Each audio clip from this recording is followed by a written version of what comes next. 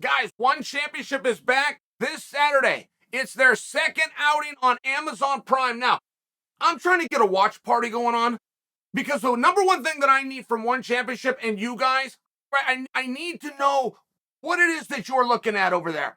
Now, when you have Angela Lee taking on the Panda, true trilogy fight. Trilogies have different meanings based on who you ask. Chael has won, which is you're going into the third fight and you have split results in the first two. For me, that's very important. Very important for me. I like part 3. I like they're going to fight again. I like it's happening.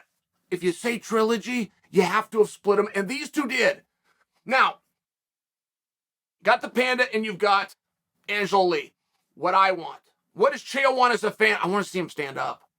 I want to see as many moments and as many exchanges standing up as I can. There was a fight, you guys might remember this, but it was Ronda Rousey taking on Sarah McMahon. I came to that live, and it was very hard for me to do. I had to come in from Brazil, filming The Ultimate Fighter with Vanderlei, to be in attendance for this. The reason I wanted to see that match so bad, it was Olympic bronze for Ronda in judo versus Olympic silver freestyle wrestling of Sarah. That had simply never happened. And guys, that's never happened since. We not only had never seen that match, we still haven't seen that matchup. The first thing that we tried to accomplish in 1993, when they set this cage up the first time, showed us two guys fighting and threw out the term mixed martial arts. Remember, they're calling it bare knuckle, they're calling it no holds barred, all these things back then. But we're just trying to figure out which art was the best art. If you took judo and you put them there with karate, what would happen? But as we were putting the boxers and the wrestlers, as we were doing these mixed fights, and I loved it, it was so fun, and none of us had the answers, guys. None of us had my father told me the boxers were going to win, and my father was a wrestler, and the father of wrestling. We didn't know we had skill, so when I tell you we didn't know who was going to win, but one thing that always happened, it always turned in to a well-known striking art versus a well-known grappling art. It always did that. And by the time we kind of started to adjust, we got into the Marco Huas, who passed that over to Don Fry, where the guy that's going to win is the one that's complete. He can throw a punch. He knows what a kick is. He's pretty good with the double leg. Bring his arms in inside, follow the hips on top so he doesn't get triangle choked. I mean, right before it went to all that, we ran out of time. We ran out of the clock. Then all of a sudden we're having gyms and the entire industry explodes. It becomes something different. It becomes mixed martial arts, and nobody went in there with just one skill set. But guys, by the time we got there, I'm talking about 1996.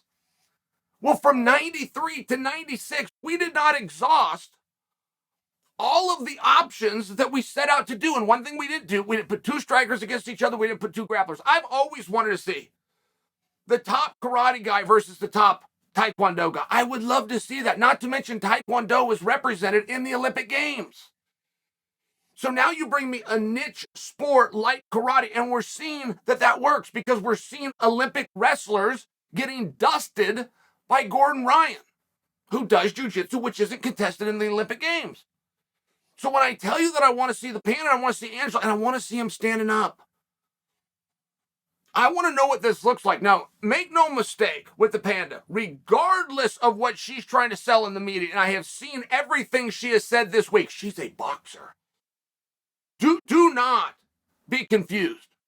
Do not think that you're going to see a spinning roundhouse or a spinning kick or a Jon Jones elbow. She reaches for the leg and comes over the top and cracks you with an elbow. She's going to throw ones and twos right down the middle, and they are hard. I referenced that I was in Brazil doing The Ultimate Fighter with Vanderlei Silva when I had to come home for Ronda versus McMahon. But one of the reasons I invoked Vanderlei, when I watched the Panda fights with an aggression and the way that she will march your opponent down and cut the ring off. It's just like Vanderlei Silva. But that's very relevant. Okay, hold that detail, because when you're talking about Angela Lee is a real variety of martial arts. Truly.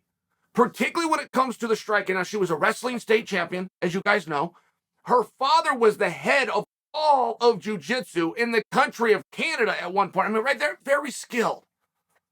But we still understand takedowns. We still understand submissions. When you're talking about standing up, you're mixing karate with Taekwondo, with Muay Thai, with the Queensberry rules, when you start mixing all of these things and you have an athlete that followed Bruce Lee's #1 premise, which is take from everything, and when it's time to fight, just use what works. Learn everything. Don't be against popping in these different gyms, right? And this is back in the 60s when Bruce Lee is saying this. They wanted him killed for this. As much as that makes perfect sense to you now, guys, this was cutting edge philosophy. Let me give you an example. I walked into my first martial arts gym in 1995, okay? When I went into the gym, I was wearing a t-shirt of a different gym. I didn't know that was bad. I didn't have very many workout shirts. The gym that I went to sign up with to give them my money in Provo, Utah, asked me about the t-shirt I was wearing and demanded before I returned to they didn't let me in. They didn't take my money. They demanded before I return, I bring a letter in from the head coach of the gym that I'm wearing. So when I tell you that you could not cross-pollinate back when Bruce Lee was bringing this forward, but his philosophies have still stood up. You see guys like Conor McGregor paying homage and claiming that he's representing Jeet Kune Do. He's not doing anything that Bruce Lee was doing, but he's taking the philosophy. Conor McGregor takes from that philosophy, and I argue for you that Angela Lee does the same thing. She is a bear on the feet. Now, how do you deal with somebody that is diverse, that is dynamic? How do you deal with somebody that isn't afraid of the spinning stuff and to crack you right down the middle? You walk them down and you cut them off. Exactly what the Panda does. It's an extremely compelling match. And we know what happens, right? That one cage is only so damn big. You get somebody that's marching you down, you get somebody else that's backing up trying to keep space because they like to be a little more, they like to flick a kick out before they throw the punch down the middle. You end up on the fence. And when you end up on the fence, you end up in grappling, which is precisely what happened the night I wanted to watch Ronda Rousey and Sarah McMahon. They locked up one time. One time they locked, okay. All my travels are now worth it. I'm in the front row. I watched this entire card. Here we go. The Olympic wrestler and the Olympic medalist in judo just locked up. Ronda throws a knee, hits her in the gut, fight ends. I never got to see it. I never got to get that question answered. What's going to happen when they go for the takedown? What's going to happen out of the clinch? Who's going to get what we call dominant control? Putting your foot in between, controlling what we call the danger zone. What's going to happen when they get to the ground? Is it going to force a scramble? I still have these questions, but guys, I have the same amount of questions as it pertains to an extremely dynamic, a multiverse martial artist standing up in Angela Lee against a Wanderlei Silva. I mean, you see the compliment that I'm giving her? If I can compare anybody in fist fighting to Wanderlei Silva, you see where I'm giving a compliment. And one thing about the Panda, okay, she comes in from China. China's first ever mixed martial arts world champion. Now, you've heard of others since, and you've even heard of others trying to take credit for being the first. That's not true. That distinction goes to the Panda. But when I talk about Chinese fighters, I love to always make sure that you guys fully understand. You fully understand. China does not allow an athlete to leave the country until they have been assessed by the government. And the government of that country fully believes they have the capability of bringing home a championship. You know what a wrestling fan I am?